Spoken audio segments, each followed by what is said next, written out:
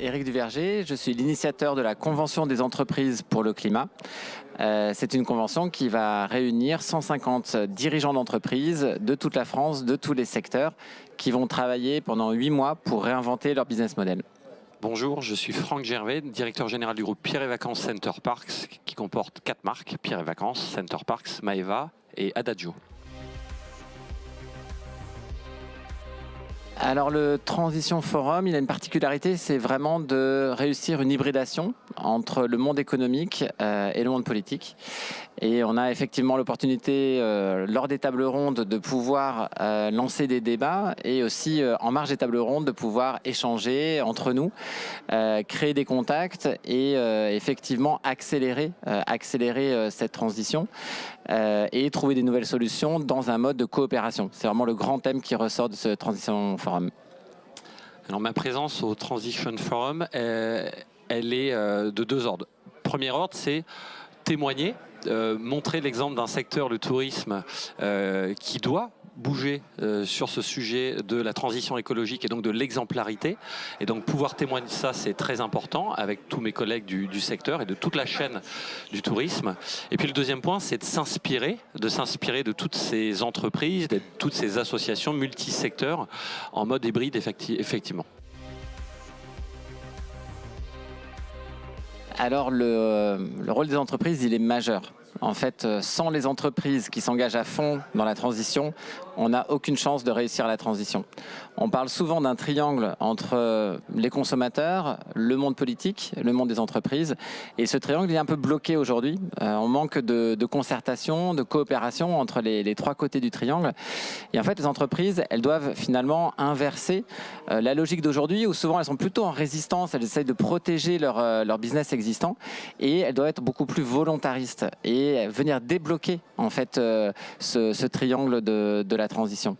Donc les entreprises, elles ont à la fois la possibilité de changer leurs offres, elles ont des capacités d'innovation hyper importantes, des capacités financières et elles influencent aussi leurs clients. Un groupe comme Pierre et Vacances Center Parcs a des centaines de milliers de clients et c'est une occasion aussi pour donner en fait envie de faire des choses nouvelles. Comme dans ce domaine, ça peut être des nouvelles expériences de nature qui peuvent être proposées pour aussi que le public se sensibilise par rapport à voilà, de nouveaux désirs qui peuvent naître pour la société de demain. Et puis au niveau politique aussi, les entreprises, elles ont un pouvoir d'influence et de demander aux politiques aussi de faire bouger les choses pour que les normes, pour que les lois puissent se déplacer et que les entreprises les plus vertueuses puissent aller plus vite.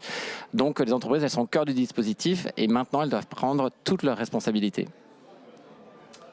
Les entreprises sont, je pense, aujourd'hui le plus gros moteur de cette transformation écologique qui est un de nos engagements communs. Donc les réunir dans une formation comme la Convention des entreprises pour le climat, c'est une très bonne initiative parce que ça permet de s'inspirer, de se faire challenger aussi en même temps que de se challenger. Et pourquoi est-ce que l'entreprise elle est au cœur de ces changements? Parce qu'elle est en contact avec le consommateur, ça on l'a beaucoup en tête, mais aussi le citoyen. Et donc finalement, son client comme son employé a 2 facettes, consommateur et citoyen. Les 2 ont le pouvoir. Ont le pouvoir d'agir, ont le pouvoir de choisir un produit, une marque, de choisir une marque dans laquelle qu'ils vont consommer ou dans laquelle ils vont travailler, mais ils ont aussi le pouvoir de dire non. Et de dire cette entreprise, cette marque n'a plus pignon sur rue parce qu'elle n'est pas conforme à mes attentes de citoyen.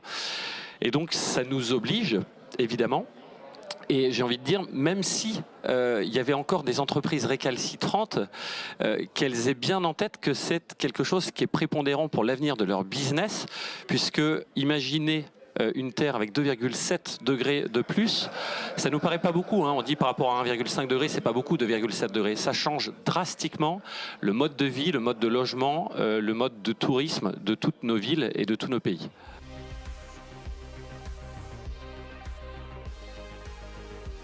Il faut pas se mentir, on est dans une situation très très compliquée.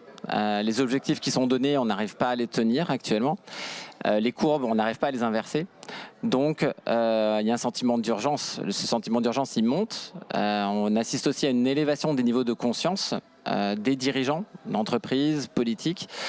Donc, il se passe en ce moment un moment de sursaut on espère un moment de bascule et la Convention des entreprises pour le climat essaye de participer à ce moment de bascule.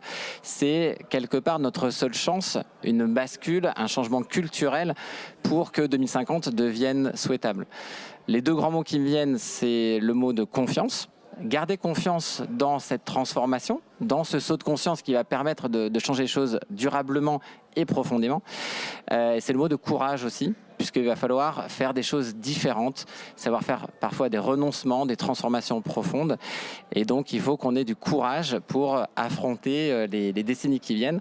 Mais on n'a pas d'autre choix que de se lancer et d'avoir envie de réussir pour les générations futures.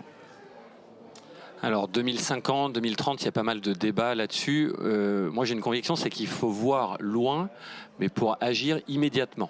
Et donc il faut établir des scénarios, modéliser pour se dire qu'est-ce que ça peut être le monde en 2050 selon si on agit ou pas. Et donc imaginez-vous, en 2050 c'est dans 30 ans, donc revenons en 1990. Et en 1990, imaginons le monde de 2020, c'est très compliqué. Il y a eu beaucoup de ruptures technologiques, il y a eu beaucoup de changements qu'on n'imaginait pas. Donc il faut voir loin, parce que c'est ça l'objectif, mais il faut surtout agir maintenant, fortement. Et c'est ce qui n'a pas été assez fait dans le passé. Et donc faisant ça, c'est la meilleure façon d'aller chacun obtenir nos objectifs horizon 2050.